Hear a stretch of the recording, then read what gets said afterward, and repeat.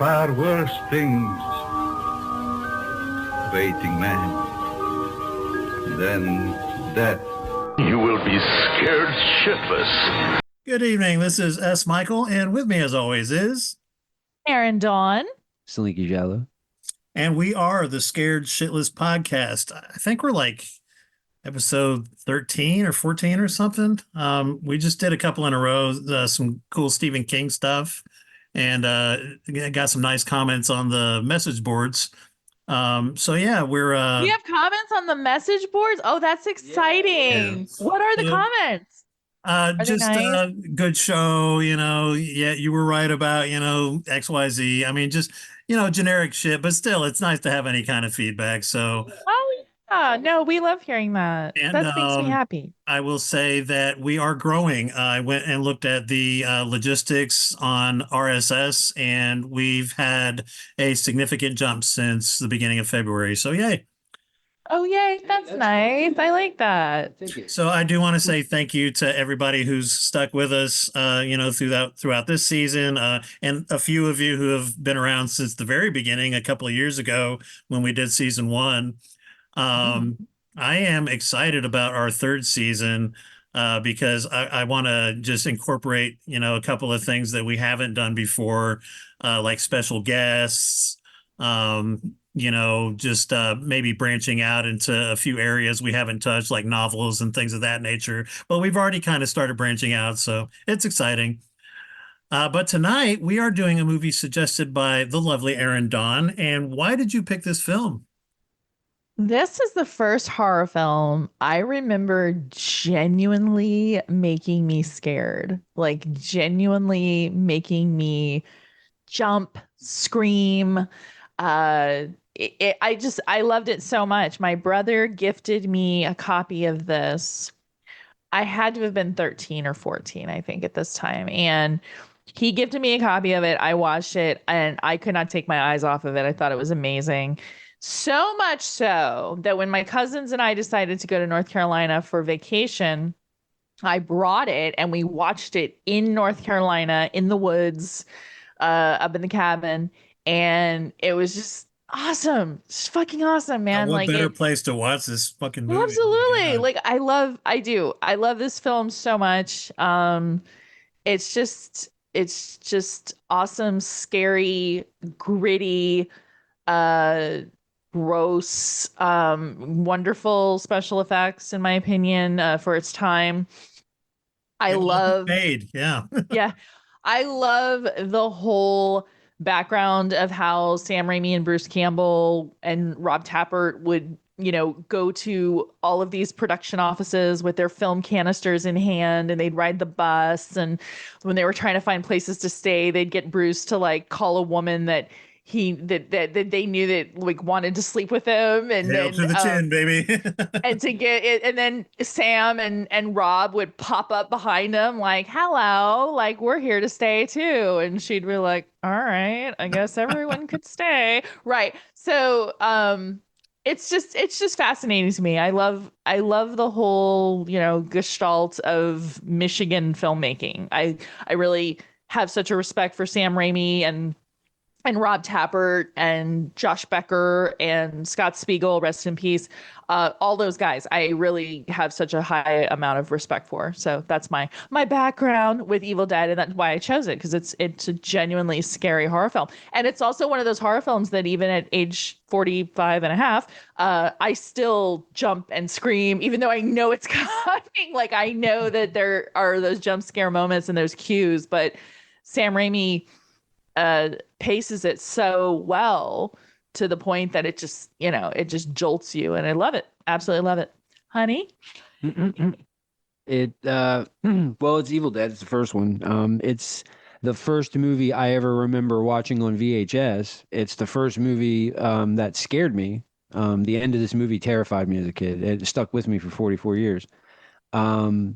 This movie has a lot of firsts for me. Like, again, it's the first movie I remember watching on VHS. It's the first horror movie that stuck with me. It's the first movie my mom shoved a pillow over my face. to hide me from the bad parts. It's the first movie that when I wasn't watching the movie, when I was staring at the ceiling from behind the pillow, the sound was still terrified me. So this movie's a lot of fun. It's still like a rite of passage for people to watch this movie. Oh, you see the original Evil Dead? Don't get, come back when come back when you're a man. So it's like, so it's just, it crosses off a lot of boxes, man, on a lot of lists. And it's cool to see what a movie can become given the right people want it bad enough. Like Sam Raimi is the perfect guy to scratch build a movie. It's just good. Yeah, I don't even, my brain is shutting down because I got a million things I want to say about this movie. It's so good. Yeah, we'll get to them all. But yeah, so as far as virgin viewings go, I came to this one pretty late comparatively, and honestly through Evil Dead 2. I had seen a commercial or like a little tiny retrospective on USA Network about Evil Dead 2, and I saw the scene where the eyeball goes in the mouth, and I thought, oh, I got to see this movie. So I went out and rented Evil Dead 2, fell in love with it, and then when I started dating my girlfriend in high school. I showed her the movie and we both loved it and were laughing and, scared at the right parts. And we used to have Evil Dead 2 parties. Like we would invite people over to watch Evil Dead 2. And I still hadn't seen the original. And for years, I heard that, oh, it's much scarier, and, basically Evil Dead 2 is just kind of a funny, updated version of the first movie. They don't really change a whole lot of the plot, and I'm like, okay, well, I'll get to it eventually. And I did finally around like 1995. So what I did was I went to the video store. I miss those mom and pop video stores so much. Yes. Yeah. And I walked in, I said, hey, I heard that the first Evil Dead is a lot scarier than the second one. Have you got it? And it was like, oh, yeah, well, if you like that, if you like Evil Dead 2, you're going to love Army of Darkness. And yeah, of course, I've got the first Evil Dead, but I've got Army of Darkness. And not only do I have Army of Darkness, I've got the extended version with the director's cut. Right. Edition, which, back in those days, we didn't have DVDs and special features and all that shit. So, That's huge, and he gave me the Alien extended edition, so it was like, wow. But yeah, I went home. I, of course, recorded all three movies onto a copy. That's what I used to do, is make compilations. And I watched it for the first time in 1995, and it scared the fuck out of me. And I was like, wow, what a completely different feel, from the other movies. And it kind of didn't even almost make sense to me that they went in that direction. But I mean, it's good they did. It got Raimi a whole lot more attention, and he went on to do the amazing stuff that he did. But then I read Stephen King's Dance Macabre not much longer after that. And he talks about it at length, and he really threw Raimi a bone as far as this is one of the scariest movies out there. Yep. You owe it to yourself to check it out if you love horror.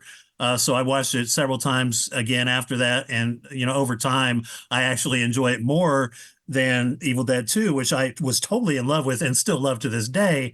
But as far as horror movies go, yeah, it's the first one, without a doubt, hands down for me. So It's interesting you mentioned, like, you brought up Evil Dead 2. Yeah. I actually saw them in order, which a lot of people didn't. It always depends upon, like, where you join the journey, right? Like, because a lot of people got introduced to Evil Dead through Evil Dead 2, right? And so I saw Evil Dead and was so fucking blown away by it. And then my brother was like, okay, well, I'm going to give you Evil Dead 2. And I watched Evil Dead 2 and I was like, well, this is good. But it was too slapsticky for me at the time. Like, at the time I was like, oh, well, where's the genuine, scare kind of stuff. But I still loved it. It just, I didn't love it like I love Evil Dead. And yeah. I still don't love it like I love Evil Dead.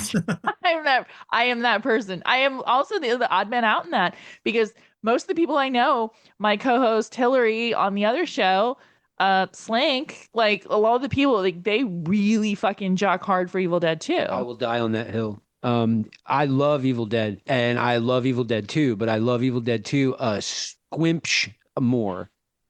And I mean it. It's not by much. And it's like, honestly, I love the fact that Evil Dead, the first one, doesn't have the Necronomicon shit in it. I really enjoy that it's literally a standalone horror film. You can watch it with the others, or you can watch it by itself and be like, hey, I do like how that stuff comes in the second one, but that's not why I like the second one. It's hard to describe why I like the second one. It doesn't Did you matter. watch the second? No, I saw them in order because Evil Dead was the first horror movie that, so it was, and then Evil Dead 2, I saw that in high school. Because, your friends get together and you watch horror movies and stuff. We used to smoke weed and watch horror movies. And so Evil Dead was always in the rotation. And Evil Dead 2. I dig the second one. Chicks' birthdays on my birthday. There's a lot of dumb little stuff, right? Like, Yeah, I don't know. It's really close for me as well, but I think just love them for way in different terms of reasons, too. horror and horror movies and horror films and horror filmmaking and what scares us, I mean, you got to go with the first one though, right? Because it's a pure horror film. There's Mhm. just there's a little bit of comedy, peppered here and there, like when he pretends to be asleep, with the jewelry that he's going to give his girlfriend, but I mean, But other than just incidental stuff, it's sheer terror, That's so cool.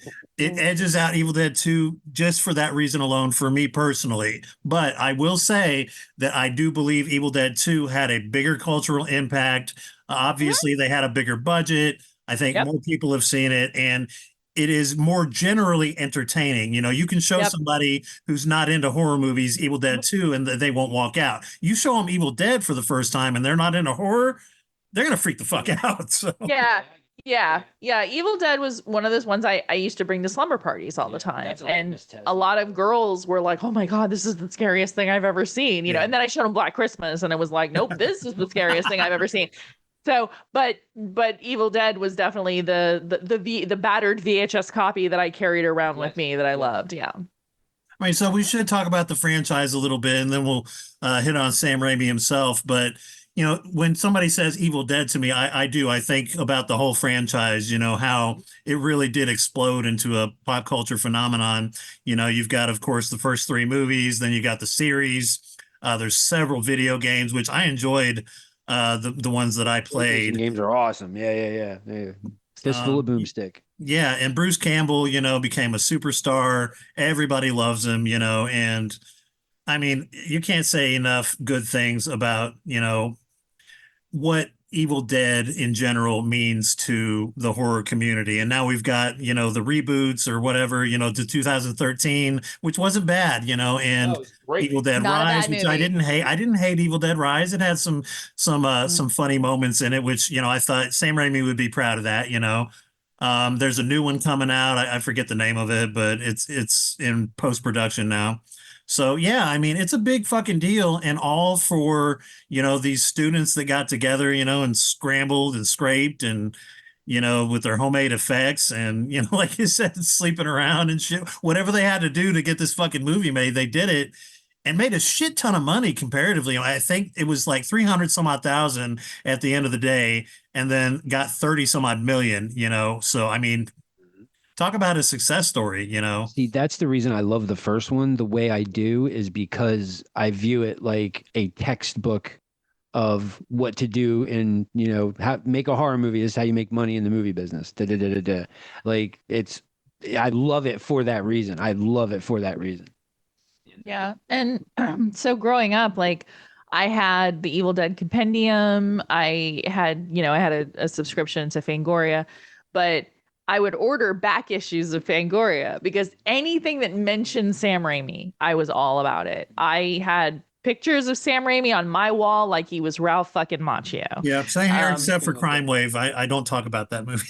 And we don't talk about Crime Wave. We're not going to talk about Crime Wave. But if you do look at his work as a whole, like you obviously you have Evil Dead 2, Army of Darkness, but you also look at something like Simple Plan, or or Dark Man, or the Spider-Man franchise. He's a really brilliant director who has an amazing visual style. And so, yeah, he's absolutely one of my favorite horror directors. He's definitely up there. So, yeah, he's one of my favorite directors in general. I'm a huge fan of The Wizard of Oz. And when he did Oz the Great and Powerful, it got crappy CGI and got mixed reviews. But what I paid attention to was how he handled the material. And he made the witch scary like she's supposed to be, and they didn't pick a good actress for her, but It was just, what is he trying to convey? And everything, I mean, even Crime Wave to an extent, everything he touches, he's, getting his message across. And, there's visually, it's gonna be visually striking. It's gonna have some great humor, and there's probably gonna be some really dark elements, right? I mean, Darkman, you mentioned. Slink and I talked about Darkman. Slink, you want to talk about Darkman for a second? Well, Darkman's cool because it was Sam Raimi made a comic book movie before there were comic book movies. Yeah. Because Darkman is a comic book character. He's I mean, I don't mean he debuted in the comic book. I mean, he should have and gotten his own. But Sam Raimi was a big fan of the Shadow, the radio character from Street and Smith Publishing. And so he couldn't get the rights to the Shadow. So he made his own Shadow movie in a way. And I really respect that. But that's a great flick. He's directed so many other movies I like. And yeah. Did you see the latest one, the one with Rachel McAdams? No, the last Sam Raimi movie I saw a part of was what is it? The Multitude of Madness, the Marvel one. He did a Doctor Strange movie, and I watched like a clip of it on YouTube, and somebody told me it was really crazy. It was the guy from did Evil Dead, did a Marvel movie, so I definitely want to check that out. But yeah, Drag Me to Hell was the last thing I saw. Yeah. Which I fucking love, and I would love to do that eventually on this show, because It's it a fun does have movie. some genuine scares in it. Fuck your bank. Yeah. Yeah. Love it. Yeah, so Send Help was the latest one that he did with Rachel McAdams, and it got pretty good reviews. I watched it a couple of weeks ago, and he's still got it. I mean, the guy's got to be pushing 70, and he's still got it, man. He's an A-list director. So, and this is where he started, was 1981 Evil Dead, and just wow, so I did come to this movie kind of late. I probably have not watched it as much as you guys, so I'm going to lean on both of you a little heavier tonight with chronology. But basically we start with what do they call it? Shaky cam, Shaky cam. Raimi cam. Where shaky cam was achieved by mounting a camera to a 2x4 and running as fast as they possibly could through the woods. That's where that came from. And Sam Raimi, unless the camera goes through a windshield. Yes, it's not Sam Raimi unless something like that happens.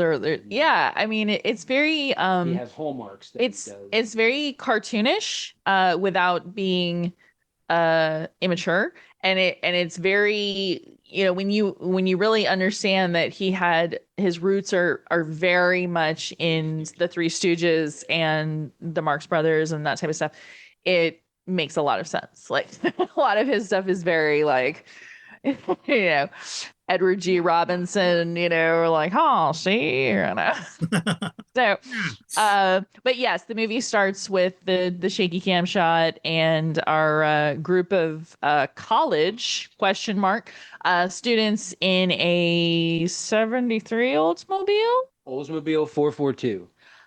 That and 72 Oldsmobile 442. Okay, in a car.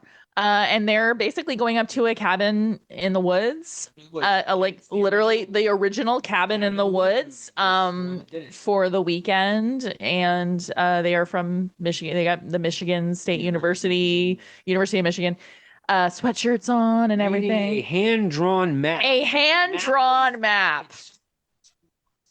Go to Six Flags and get like a park map where it's like drawn. That's how they're doing that, and it's just it's great. It's great. Yeah, you want to date ourselves. In every Sam Raimi movie. You guys, I'm sure, can remember when gas stations had maps for sale, and talk about a time capsule, In every Sam Raimi movie. Yes, it is. That car appears in every single Sam Raimi movie. So yeah, they get to that fucking cabin, and talk about the cabin a little bit. Did you read up on that? Oh my God, how gorgeous is this cabin?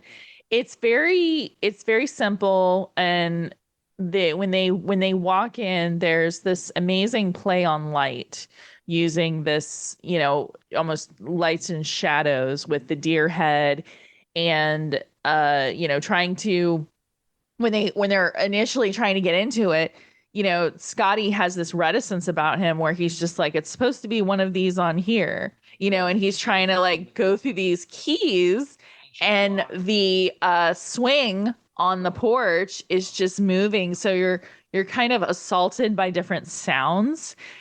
which really builds the suspense Yeah, I'm of so them glad getting you mentioned the inside. swing, because that's like they Legally come in, stops. yeah, thump, Yep. thump, thump, and it's like, Sounds like a ooh, this metronome. And is then boom, foreboding. Yeah. yeah.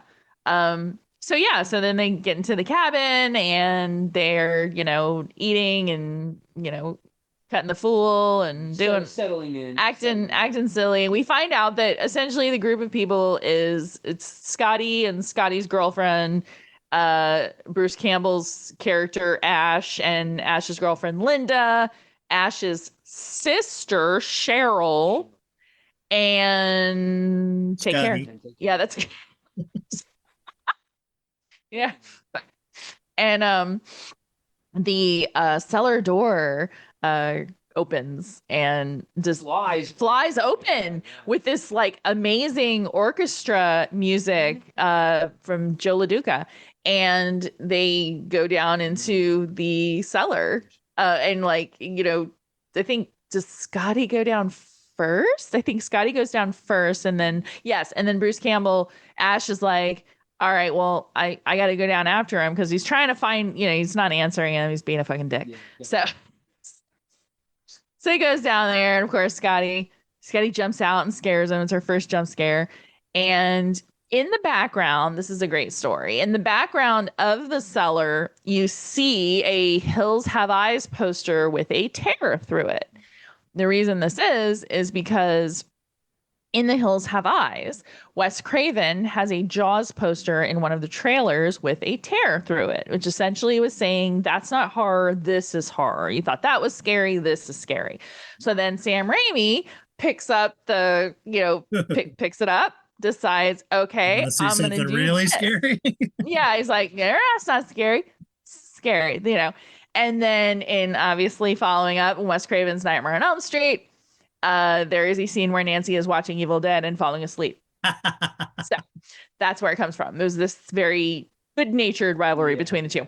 And down in the cellar, that is when Ash discovers what is it called? It's a tape recorder. No, there's a tape recorder, but then there's also the Naturom de Monto. It's not big knife. Necronomicon as Mortis. It's a Kandarian dagger. Yeah, the Kandarian dagger. The Book of the Dead. Naturom de Monto, which I thought it was weird that they changed the name between the first movie and the second movie, but Well, it was originally so the original title of Evil Dead was Book of the Dead, and then Dino De Laurentiis said no one is going to go see a movie but with the word book in it, so that's why they decided to change it to Evil Dead. But I think the Necronomicon, because Lovecraft is in the public domain, they could call it the Necronomicon and avoid any kind of royalties or any kind of rights to anything.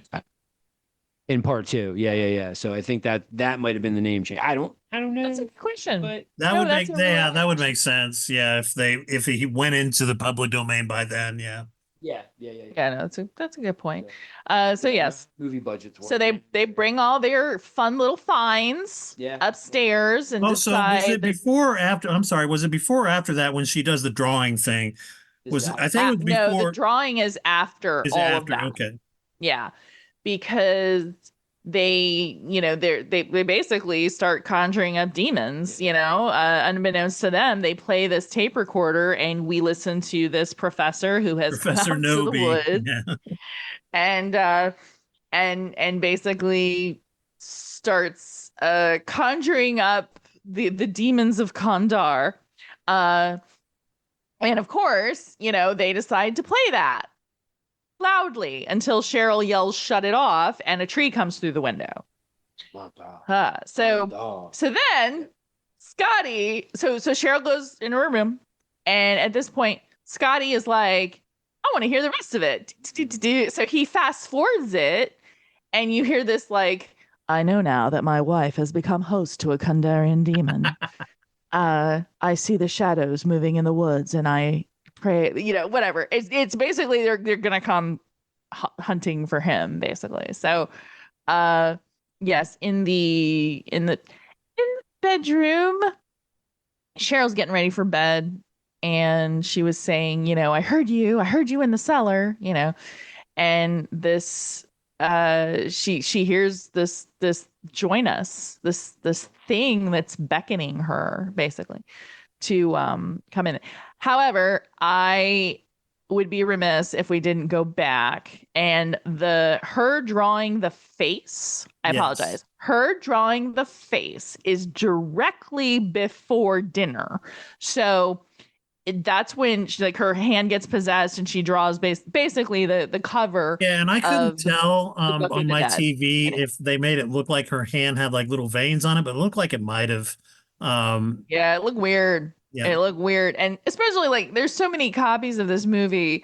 The very first copy I ever watched was this tattered VHS copy, and it was very dark. There's very like few things that you could see. And now it's, blown up to HD and you can see different things. So yes, the veins on her hands, it does look very odd, or like someone drew on her at some point. Yeah. So yes, in accordance with the timeline of the Evil Dead movie, she does start drawing the Book of the Dead before all of this crazy shit happens. So anyway, then she's beckoned to come outside. Yes, so she join decides us. Yes, I she love it. decides that she's going to walk into the woods, and Because that's what you do in a fucking horror movie, right? Let's go investigate a strange noise. Yeah. In 1981, absolutely. Take a stroll in the woods, and she gets sexually assaulted by the woods. This one of is those the scenes. most infamous scene from the movie. Controversial. Hey, trigger warning, she gets raped by a tree. Yeah, almost got the film. The film was actually banned in the UK, and Sam Raimi had to go to Leeds to testify, to try to explain that it was not meant to be malicious and it was not meant to entice anybody. It was literally like, the way that he put it was that, I know a lot of 18, 19-year-olds who are stealing cars, and he's like, not to make that comparison. He says, but I will say that my judgment was a little off at the time. And he says that if he could go back and not do it, he would not do it because he feels it's gratuitous. I thought it was terrifying. Yeah, it's pretty effing scary. Yeah, I mean, but I understand his point. I see his point. I think that it's like when Dave Chappelle went back and said, when I was doing certain sketches on the Chappelle show, I don't think everybody got the joke. I think that a lot of people took the shit that I did and got something else out of it that I didn't intend. And I think maybe Raimi kind of picked up on that. There's a lot of people out there who would love to see a woman ravaged by a tree or anything else, that looks like SA. So, I can definitely understand his point. Like Stephen King pulling Rage from the shelves, Mm-hmm. So, yes, she gets assaulted. And so she comes back to the cabin, and, she gets in there and she's, tattered, her pajamas are just in shreds. And she says to Ash, she says, I want to go home. I don't want to lay down. I don't want to do any of this bullshit. I want to go home right now. Right now, Ashley. Right now. So, with her amazing Michigan accent. So so Ash is like, all right, fine. I'll drive you into town. So they drive and they get over there, and the bridge that they crossed at the very beginning of the film has folded in on itself. Basically, destroyed. It's completely destroyed. Yeah, to their credit, they did try to leave. So yeah, and you have this fantastic scene. The shot is absolutely exquisite of Ash and Cheryl kind of fighting back and forth in front of the headlights of the car, and it's just this beautiful shot with the smoke and everything. It's just amazing. So meanwhile, back at the cabin, at one point, Ash goes to give Linda a gift from that he's going to give her, and they have this kind of amazing shot of him opening his eyes and then closing his eyes and then her opening her eyes. Yeah, it was adorable. Yeah, it's an adorable scene, so much so that my fiance decided to find a magnifying glass necklace online, and I have a magnifying glass necklace as well. I do. Sure did. I do. So yeah, that's Like you're love. making the rest of us look bad. Shit, how am I going to Folks, one up yeah. that one? Definitely love. So yeah, that shot happens, and it's important because this necklace is kind of the symbol of love and goodness and, you know, innocence in a lot of ways. And she puts it around her neck, and it's such a beautiful shot. You know, we get that sweet little music in the background, you know. Um, so then meanwhile, they all decide to just kind of sit around and shoot the shit, right? Like they're just, you know, Ash is like, well, hope that thing in the woods doesn't come out. And Cheryl is actually sitting facing the window. And Linda and why the hell do I want to call her Debbie? Shelley. Yes, Linda and Shelley are playing Ghostbusters Name That Card. Basically. Yeah, they're playing that scene. And then all of a sudden Cheryl starts saying the names of the cards in like a demon voice, correctly. Correctly. You know. And she turns around and she's fucking like floating, and her eyes are turned white, and her eyes are white, and you know, just to you know, kids who are listening, this was a time when, you know, if you wanted your eyes to be white like that, you had to wear these scleral lenses, which were blinding and painful. And you know, so she has these like, she's twisting her neck around and doing all kinds of for crazy fuck's sake, man. She's deeply possessed, and she's like, "We are the things that were and shall be again." And I just, she's like, "Why have you awakened us? Awaken us from our ancient slumber. You will die." Yeah. So she then collapses on the floor. Trick, get in there. It's a trick, yes. And she is right next. She's within hand's reach of a pencil, and she picks up this pencil and she grabs it and she stabs. I love this scene. It gets me every time. She stabs Linda's ankle. And and not only does she stab her, she stabs her and grinds the pencil in around and around. And of course, she's freaking out. Definitely got lead poisoning. Cheryl then just smacks her and she fucking goes flying. Meanwhile, it's just absolutely fucking crazy. And then they put Linda down. They throw Cheryl into the cellar. They decide at some point to go to sleep. Shelley's in her bedroom. You know, we got a little topless shot there, which is funny just because, like I said, in the grainy version that I saw as a kid, it was like there was no nudity in this movie. So, titties. And then the demon comes to her room. And so then, you know, everyone's kind of like looking for Shelley. And fucking Shelley does a great jump scare. She jumps out. She wraps her legs around Scotty and starts to attack him. So it's crazy. Linda's asleep in the other room, by the way. All this is going on. And Scotty throws her into the fire.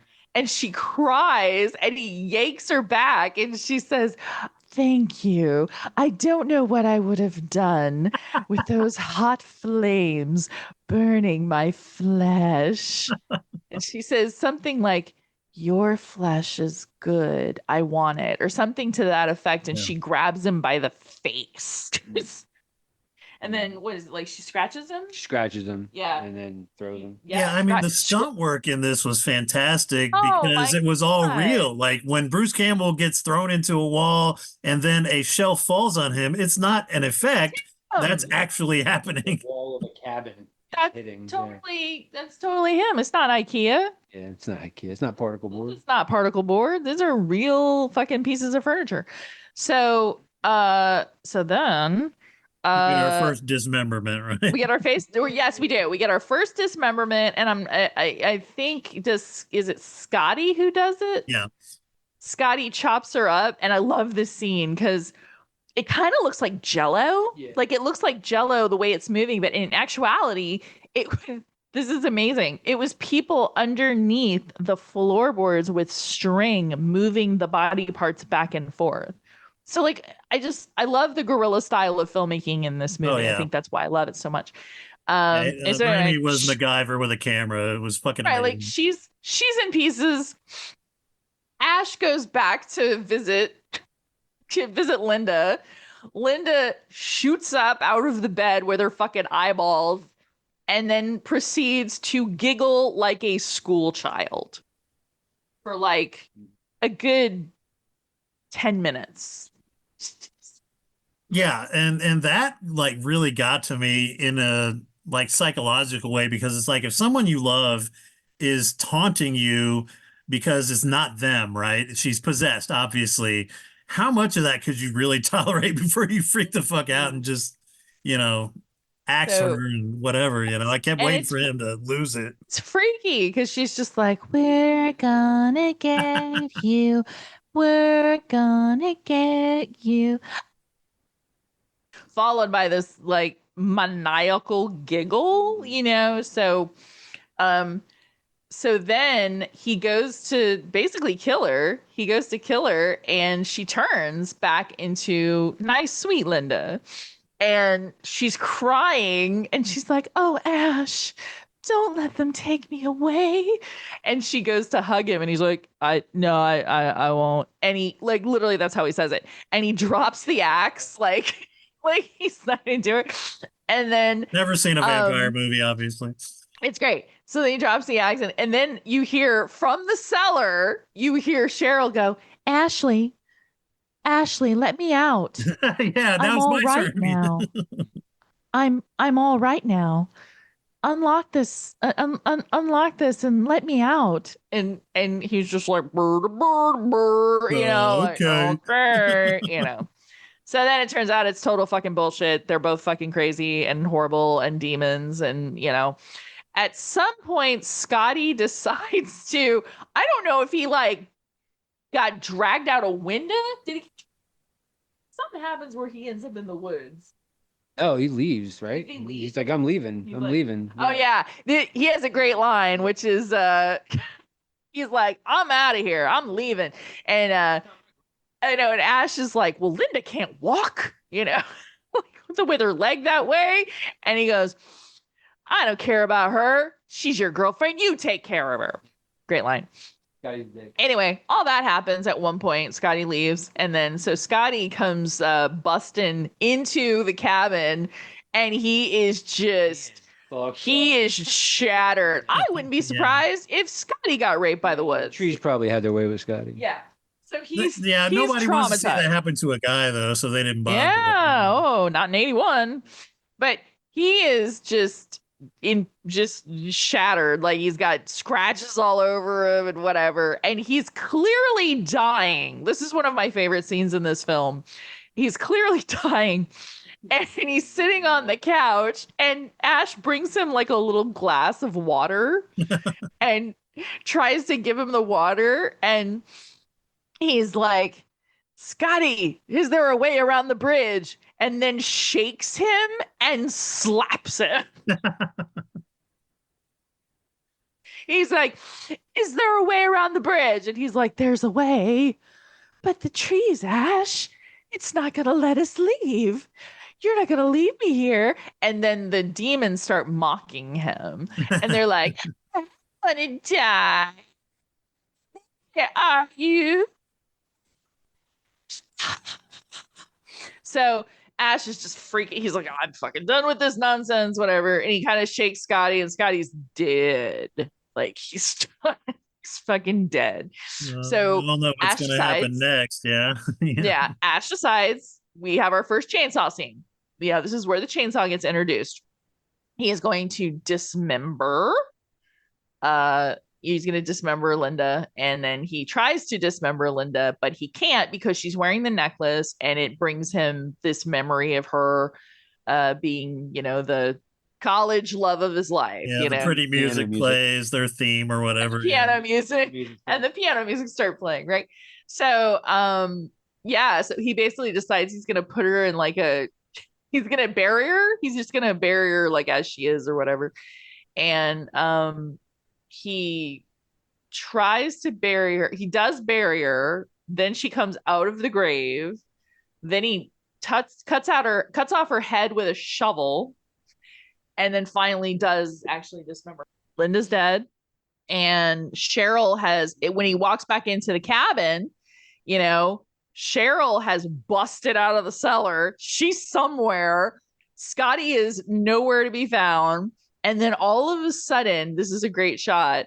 All of a sudden, Scotty's body like flies upward. And it's just like this like bow noise. And it's just like, it is fucking on. Like it is on like Donkey Kong at this point. So from this like last 15 to 20 minutes of this film, this is an 80-minute movie. The last 15 or 20 minutes of this film, it's straight up bonkers. It's unrelenting. It's just one fucking scare after the other, and violent and gory and weird. The melting and there's like face shit, man. There's like a part where he's like a stick. I don't know if it's a stick in his side or whatever it is, but Scotty pulls it out and it's just like blood, blood fountain, which then leads to one of the best scenes in this film, especially like artistically speaking, which is the cellar scene. Ash goes down to the cellar and he's looking for bullets and such. And all of a sudden, man, the whole place just starts, the walls start bleeding. There's blood coming out of the electrical outlet. It starts playing this like old school 1930s. I can't think of what it is, but it ends up getting used in Stephen King's Creepshow or George Romero's Creepshow. Yeah, it's like like we're doing the Charleston, but it's such a weird juxtaposition between this very upbeat, cutesy kind of, we're gonna dance. Yeah, it's cognitive dissonance at its finest for sure. Absolutely. And then just like a bloodbath, basically. So that's it. And then he goes upstairs. He's covered in blood. He fights off fights off Scotty, fights off Cheryl, and then he's on the floor. They're hitting him with like a hot poker. They're hitting the back of his legs with a hot poker. Cheryl is scratching his legs to the point that it is like blood and flesh. I mean, he is getting mauled. Nowhere. So anyway, he's on the ground. He notices the book and he's like, I'm going to burn the book. But he can't get a hold of the book. So he takes Linda's necklace. This, by the way, we got to get Mythbusters on this shit, but there's no way that this is absolutely plausible. Takes this movie magic, flimsy ass necklace, which doesn't have a hook on it, by the way, and pulls the Book of the Dead towards him. That's the power of love, the power of love, indeed. Coke necklaces. Yeah.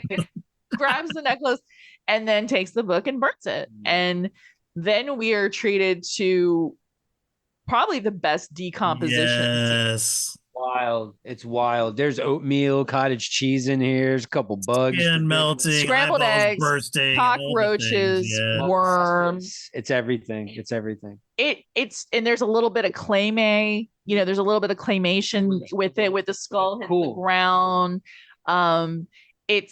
It's phenomenal. And then there's this great shot where I think it was one of the last skulls that hits the ground and it just splatters Ash in the face.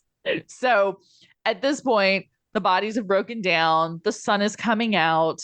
Ash has survived and he's done. And, he gets up, and then all of a sudden we see, the Shaky dead cam. is still very much awake. And The Evil Dead comes back out of the woods, and it goes through the woods, through the back of the cabin, through the cabin, out the front door into ash, and then the movie ends. And that music starts. Yeah. The thing is, the end of this movie is what scared me my entire life, and what stuck with me is when the camera goes through the woods, hits the door, breaks the door down, goes through the cabin. You see all the rooms. It goes, it breaks another fucking door down, and there's that growl. It's like, whoa. It's getting louder and louder as it does this. The end of that movie needs to be studied.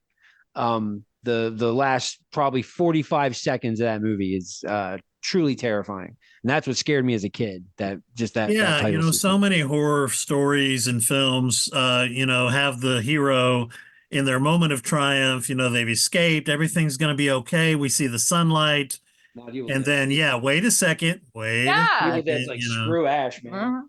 Yeah, it reminds me of Creep Show 2. That's one of my favorite horror movie moments, is when this oil slick gets the kid at the end. It's like, oh shit. Oh, I love it. It's like, we beat you. Shh. Wah, wah. Bye. Yeah. All right. Well, I mean, yes. So this is still, in my opinion, one of the scariest movies ever made, and I'm glad we finally tackled it.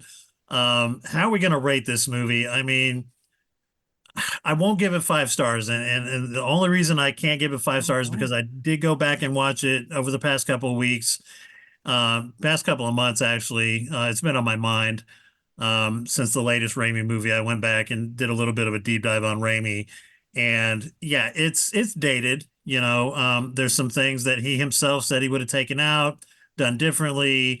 It's rudimentary stuff. It's a lot of improvisation that was copied in other films later, but when you go back and watch it through a modern lens, yes, it's a little dated. Okay, so I can't give it 5 stars because it hasn't quite stood the test of time in terms of filmmaking, but I'll give it a strong 4 stars and 3/4.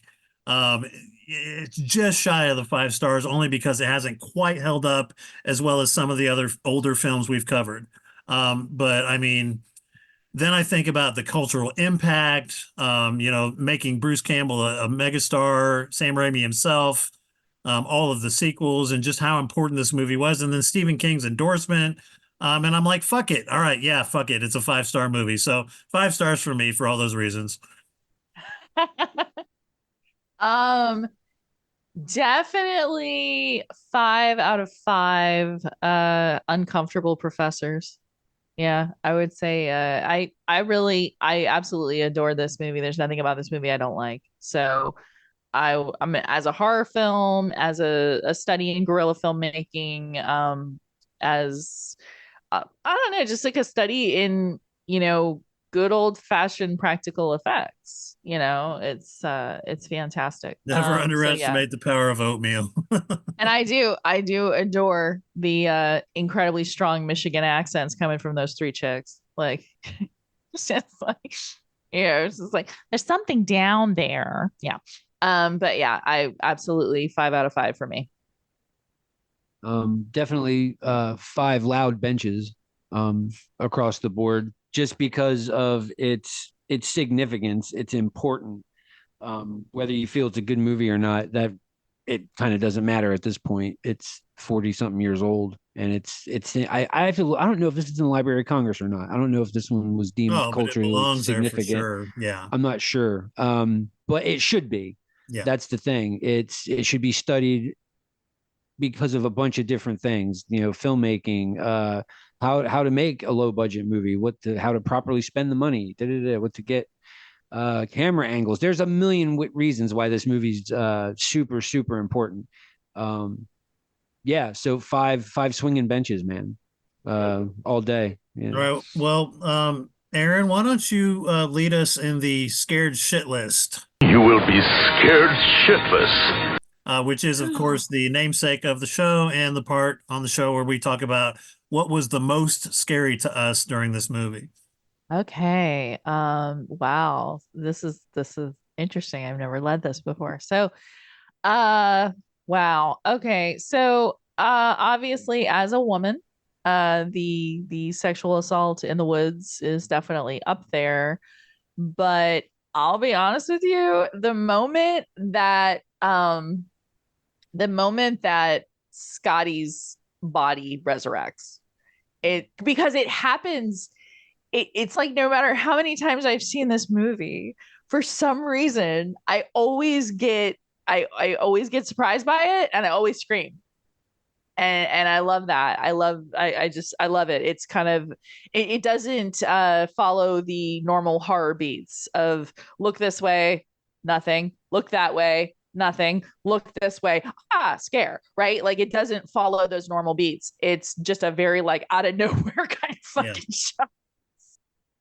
So and we live in an apartment. So for me to scream my head off is inappropriate.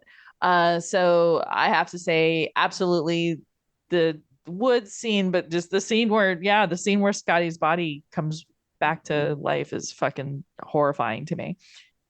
Like It's when Cheryl's, or is it Cheryl? She's drawing the picture. Yeah, sure. Because you know she's either becoming possessed or what, actually you don't know what the fuck's happening. But when you see her corrupted, to me, I instantly think, well, all right, that means any of us can be corrupted. That means all of us can be overtaken and we can have a fucking bad night. So yeah, that's the part that really scared me. And then the cellar door flying open because none of them are in that room. And it's a great angle. You can see the cellar door and you can see all of them in the table. And it's like, wow. Yeah. And it's really creepy, man. But yeah, this movie's effing terrifying. But so yeah. for me, every single time it's two things, but the biggest one is the card prediction scene. It's just such a That's terrifying. scary, it creeps up on you moment. Like, oh, that's kind of odd. Oh shit. Oh shit. It's like, yeah, you realize something's off, something's weird, something should not be happening, and then it just goes balls to the wall. This is an actual fucking demon, and it just gets me every time. Like I get chills just thinking about that scene. It's everything is wrong. It's my favorite kind of horror. It is sheer terror. It absolutely creeps up on you. Called You think grueling about it before. after the fact. Grueling. Evil Yeah. Dead's fucking grueling, dude. Evil Yeah. Dead's an endurance test. And then not long after the pencil. Yeah. The pencil Yeah. to the Achilles Ankle. area. Fuck Oh, me. no. So visceral and Yeah, just visceral. So major shout out to Bruce Campbell while he is battling cancer. yes. Yeah, Thoughts, I mean, good he's vibes, prayers so for you special religious folks. to- Absolutely. Yeah. yeah, man, so special to all of us. Such a huge, intricate part of our horror education. So yeah, big, Professor Campbell. yeah, Yeah. healing vibes sent to Professor Campbell. Everybody loves Bruce fucking Campbell. He is one of those I've never heard anybody actors say who anything bad is about him. beloved for a reason. It's not just because of the work that he's done, but because of his interaction with the fans. It's how he interacts. Listen to me. I'm getting a little emotional thinking about it. It's like this is somebody we fucking love. So yeah, all of the best possible vibes to him during this hard time for him. So. All right. Well, shit. What are we going to do next week, Slink? Jesus, like, Slink? Oh, you guys. Yeah, what's been on your mind, my brother? What, What haven't we done that you've thought, man, we should do that one? Yeah. It's scary. I don't know. I can't. Nope. Can't think of anything. All right. So why don't I give you me a a day couple or of two, why or don't if I you give want, you a if you have couple of something. options just to think Yeah, about for yeah. the next couple of days, and you let me know. Okay. So I absolutely love that we've been doing cosmic horror. Mhm. And it made me think of John Carpenter's Prince of Darkness, which I've got very mixed feelings about, but it's I can't definitely fucking got the real stand that movie. scares. Yeah. Okay. I listen. I just watched In the Mouth of Madness like a couple weeks ago. We both sat through that. It is really dumb. Like, and then Prince of Darkness. You and I were talking about that the other day. Liquid Satan, Satan in a jar. hard to get through. Yeah. Well, I've so tried to watch. my other suggestion was going to be Yeah. Event Horizon. So just kind of weigh Ooh, those two yeah. against each other. Let's roll with that because we got Okay. the Kathleen Quinlan connection to Cosmic Horror too. Yeah. That's cool. Yeah, I love that movie. Oh, it's Totally done. Kathleen again. Hey, Kathleen. Yeah, I saw that in the theater, man. That's awesome. Yeah.